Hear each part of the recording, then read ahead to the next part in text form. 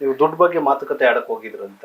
Sir ದುಡ್ಡು ಬಗ್ಗೆ ನಂಗೆ ದುಡ್ಡಿನ ಆಸೆ ಇರ್ಲೇ ಇಲ್ಲ ಸರ್. ಈಗ ಅವರೇ ಪ್ರೊಡ್ಯೂಸರೇ ಬಂದು ಹೇಳಿದಾರಲ್ವಾ, ಆ ಹುಡ್ಗಿ ಕೇಳಿದ್ವಿ ನಾವು ದುಡ್ಡು ಬೇಕಾ ಅಂತ ಅನ್ಬಿಟ್ಟು. ಈ ಬೇಡ ಅಂತ ನಾನು ನಿಜವಾಗ್ಲೂ ಡೇರಿಂಗ್ ಆಗಿ ಹೇಳಿದೆ. ನಾನೇ ಅವ್ನಿಗೆ ಲಕ್ಷಾಂತರ ರೂಪಾಯಿ ಖರ್ಚು ಮಾಡಿದ್ದೀನಿ, ನಾನ್ ಯಾಕೆ ದುಡ್ಡು ಆಸೆ ಪಡ್ತೀನಿ?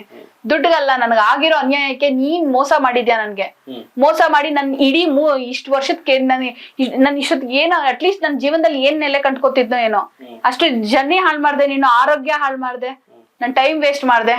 ನಿನ್ಗೆ ಯೋಗ್ಯತೆ ಇಲ್ಲ ಅಂತಾನೆ, ಇಲ್ಲ ನಾನು ಇರೋದೇ ಹಿಂಗೆ ಅಂತ ನಿನ್ನ ಅವತ್ತು ಡೇ ಒನ್ನೇ ಹೇಳಿದಿದ್ರೆ ಅವತ್ತೇನೆ ನಿನ್ಗೆ ಏನಾಗ್ಬೇಕಿತ್ತು, ಚಿಕ್ಕ ಶಿಕ್ಷೆ ಆಗ್ಬಿಡ್ತಿತ್ತಲ್ಲ.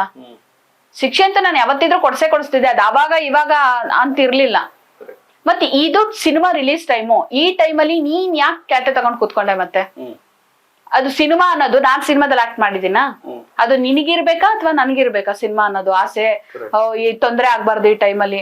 ಗೊತ್ತು ಅವನ್ಗೆ ನೀನ್ ನನ್ ಲೈಫಲ್ಲಿ ಮೋಸ ಮಾಡಿದ್ರೆ ನಾನಂತೂ ಸುಮ್ನೆ ಇರಲ್ಲ, ಪ್ರತಿಯೊಬ್ರಿಗೂ ಹೇಳ್ತೀನಿ, ನೀನ್ ನನ್ನ ಮಾಡಿರೋ ದೌರ್ಜನ್ಯನ ನಿನಗೆ ನಾನ್ ಶಿಕ್ಷೆ ಕೊಡಿಸ್ತೀನಿ ಅಂತ ನಾನು ಅವತ್ತಿಂದನೂ ಹೇಳ್ತಾನೆ ಹೋದೆ.